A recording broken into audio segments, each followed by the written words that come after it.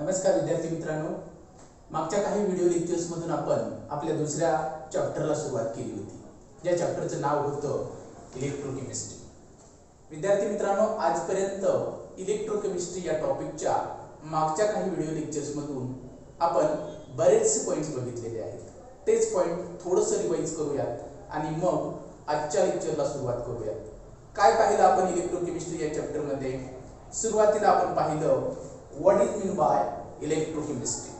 त्यानंतर आपण बघितलं applications of electrochemistry in general life. त्यानंतर इलेक्ट्रोलाइट म्हणजे काय आणि त्या इलेक्ट्रोलाइटचे वेगवेगळे प्रकार कोणते हे सुद्धा आपण बघितलं। त्यानंतर पुढं ते जे इलेक्ट्रोलाइट आहे त्याचं डिवायडेशन स्ट्रॉंग इलेक्ट्रोलाइट आणि वीक इलेक्ट्रोलाइट यामध्ये कसं होतं आणि या दोन्ही इलेक्ट्रोलाइट मधला फरक कोणता हेच आपण difference between strong electrolyte and weak electrolyte या पॉइंट मध्ये पाहिलं।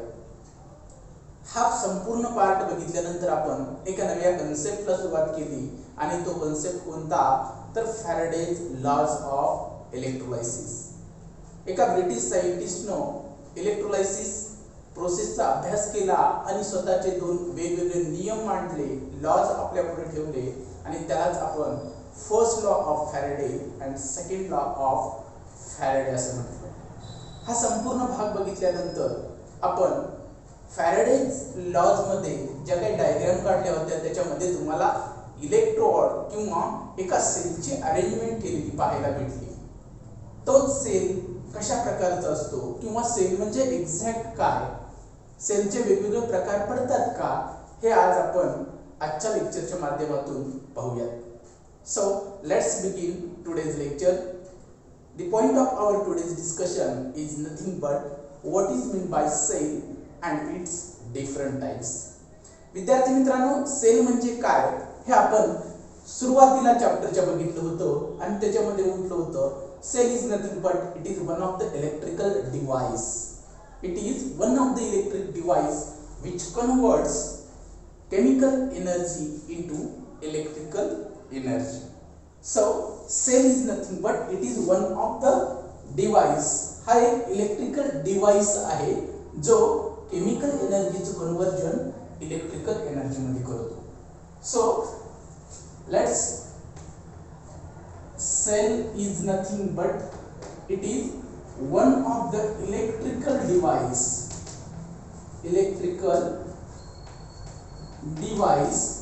and this device converts chemical energy into electrical energy. म्हणजेच सेल हा एक असा डिव्हाइस आहे जो केमिकल एनर्जीचं कन्वर्जन इलेक्ट्रिकल एनर्जी मध्ये करतो। मग विद्यार्थी मित्रांनो, याच सेलचे आपल्याला दोन वेगवेगळ्या प्रकारचे भाग पाहायला मिळतात आणि त्यालाच आपण म्हणणार आहे टाइप्स ऑफ सेल किंवा classification of cell. Cell is divided into two different types. First type is nothing but first is primary cell and second one is nothing but secondary cell. Second one is nothing but secondary cell. विद्यार्थी मित्रांनो, यात सेलचे दोन प्रकार पडतात। त्या अगोदर sale म्हणजे काय तर it is an electrical device which convert chemical energy into electrical energy. आणि मग या सेलचे दोन प्रकार कोणते तर पहिला प्रकार आहे प्रायमरी सेल आणि दुसरा प्रकार आहे सेकंडरी सेल। आता प्रायमरी सेल म्हणजे काय किंवा सेकंडरी सेल म्हणजे काय किंवा या दोन्ही सेल मध्ये असलेला फरक कोणता हेच आपण बघणार आहे एका नव्या कन्सेप्टच्या द्वारे आणि ज्या कन्सेप्टचं नाव आहे difference between the primary cell and secondary cell. So let's start our today's very important point, the difference between primary cell and secondary cell. We will going to differentiate these two types of cell. Here I am just going to differentiate these points. At first, in first column, primary cell, and in second column, secondary cell. विद्यार्थी मित्रांनो, आपण सेलचे जे दोन महत्त्वाचे भाग बघितलेले आहेत, प्रायमरी आणि सेकंडरी, त्यामध्ये असणारा फरक आपण बघतो. सुरुवातीला प्रायमरी सेल जी आहे ती वजनाने लाइट वेट आपल्याला पाहायला भेटते. Means the primary cell is light in weight. आता लाइट या शब्दाचा अर्थ तुम्हाला लक्षात आला असेल किंवा माहित असेल. त्यानंतर सेकंडरी सेल, एक्झॅक्टली याच्या opposite, this type of cell is heavy as concern to their weight.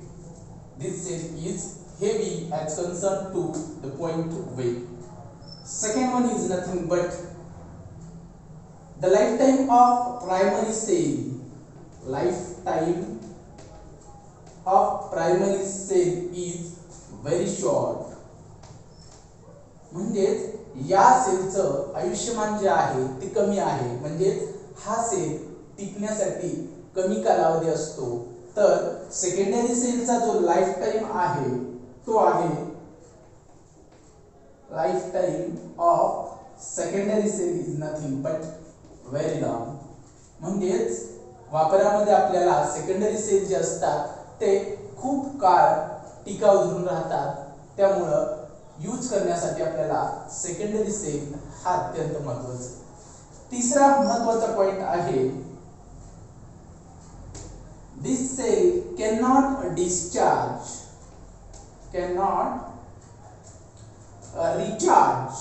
not discharge, actually it is recharge once it is discharged.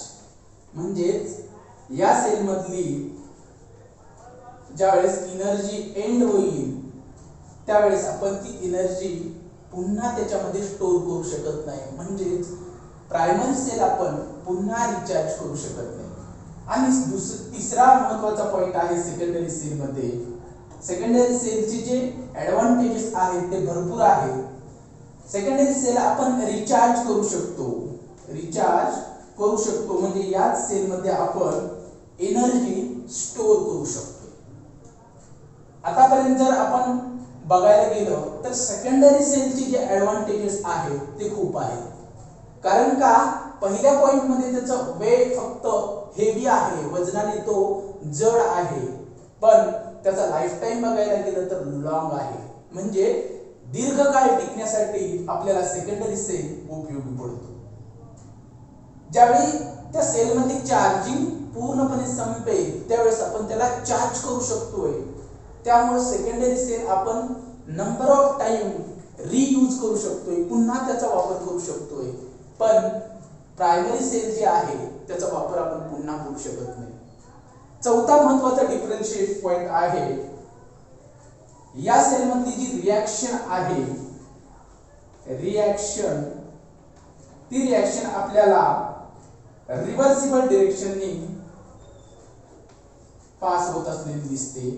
The cell reaction observe on the primary cell is nothing but reversible, but in case of secondary cell it is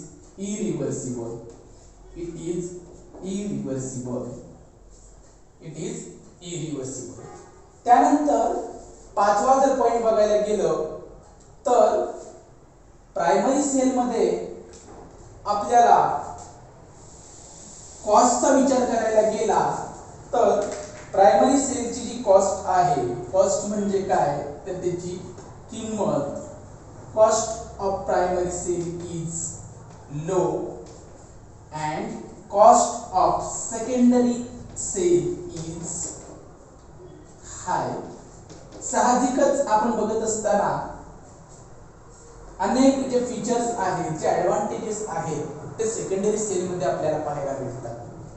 म्हणजे ज्या गोष्टी आपल्याला जास्त उपलब्ध होत आहेत, ज्या गोष्टी आपल्याला जास्त उपयोगी ठरतात त्या गोष्टीची किंमत नेहमी जास्त असते. इथं सुद्धा तोच भाग आलेला आहे.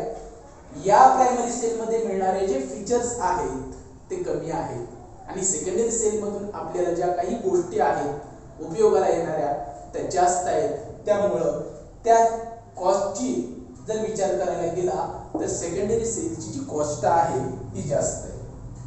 आणि शेवटी प्रायमरी सेलची जी उदाहरणं आपल्याला बघायची तर एक्झाम्पल म्हणून आपण प्रायमरी सेलचं ड्राय सेल किंवा डॅनियल सेल ड्राय सेल किंवा डॅनियल सेल हे एक्झाम्पल आपण घेऊ शकतो. आणि सेकंडरी सेलचे एक्झाम्पल जे आहे ते आपण अल्कलाइन स्टोरेज सेल ASC किंवा लीड स्टोरेज. आणि विद्यार्थी मित्रांनो, पाचवा आणि शेवटचा एक महत्त्वाचा पॉइंट म्हणजे कोणता तर examples of primary cell and secondary cell. Secondary सेलचे एक्झाम्पल आहे acid storage cell and lead storage cell. आणि प्रायमरी सेलचे एक्झाम्पल आहेत dry cell and Daniell cell. विद्यार्थी मित्रांनो, सेल आणि त्याचे वेगवेगळे प्रकार कोणते हा पॉइंट तुम्हाला परीक्षेच्या दृष्टीनं अत्यंत महत्त्वाचा आहे आणि तोच पॉइंट आज आपण बघितलेला आहे. मी पुन्हा एकदा हे सर्व पॉइंट्स रिवाइज करतो. Cell is nothing but it is one of the electrical device. The function of cell is nothing but to convert chemical energy into electrical energy. आणि डिफरन्शिएशनचे पॉइंट बघत असताना आपण म्हटलेलं आहे सेलचं विभाजन दोन वेगवेगळ्या भागामध्ये झालं. पहिला म्हणजे प्रायमरी सेल आणि दुसरा म्हणजे सेकंडरी सेल. प्रायमरी सेलची कॉस्ट वेट जे आहे ते लाईट म्हणजे कमी वजनाने असलेला हा प्रायमरी सेल आपल्याला पाहायला भेटतो आणि सेकंडरी सेलचं वेट हेवी आहे, जड आहे. याचा लाईफ टाइम जर बघायला गेला तर तो शॉर्ट आहे म्हणजे हा कमी कालावधी पुरता टिकण्यास पात्र ठरतो आणि सेकंडरी सेलचा लाईफ टाइम लॉंग आहे. प्रायमरी सेल जी आहे ती ज्या आपण एकदा यूज केली तर नंतर त्याला आपण चार्ज करू शकत नाही. Means that it cannot be recharge once it is discharge. But exactly opposite to that point in case of secondary cell, this type of cell we will going to recharge number of times. Next one is this cell gives reversible reaction, means the reaction which will be going to reverse at reversible direction, outward direction, so that opposite direction. So this reaction will be give primary cell, but in case of secondary cell it is irreversible reaction. If we will see the cost of this primary cell is low, obviously the features comes in this type of cell is very easy and not well developed. That's why the cost of this type of cell is low, but the cost of secondary cell is high. आणि शेवटी आपण त्याचे examples बघितलेले. विद्यार्थी मित्रांनो, cell and its types and differentiate between primary cell and secondary cell हा concept आज आपण बघितलेला आहे. या कन्सेप्टच्या बाबतीत तुम्हाला काहीही अडचण असतील तर या व्हिडिओच्या शेवटी मी तुम्हाला माझा स्वतःचा नंबर देतोय. या नंबरवरती तुम्ही कॉल किंवा SMS करून तुम्ही तुमचे प्रश्न विचारू शकता. अशाच प्रकारचे नवीन व्हिडिओ पाहण्यासाठी, केमिस्ट्री विषयाच्या संबंधित असणारे व्हिडिओ पाहण्यासाठी तुम्ही माझं चॅनल नक्की सबस्क्राईब करा. यूट्यूबला जाऊन नितीन जाधव केमिस्ट्री असं तुम्ही सर्च इनबॉक्समध्ये ज्यावेळेस सर्च कराल त्यावेळी तुम्हाला माझं चॅनल पाहायला भेटेल आणि ते चॅनल तुम्ही सबस्क्राईब करा. नक्कीच तुम्हाला अशाच प्रकारचे नवनवीन व्हिडिओ वेगवेगळ्या कन्सेप्टवर पाहायला भेटतील जे नक्कीच तुम्हाला केमिस्ट्रीचा अभ्यास करण्यासाठी उपयोगी येतील. हा संपूर्ण व्हिडिओ तुम्ही पाहिलात त्याबद्दल माझ्याकडून तुमच्या सर्वांचं मनपूर्वक आभार. Thank you very much.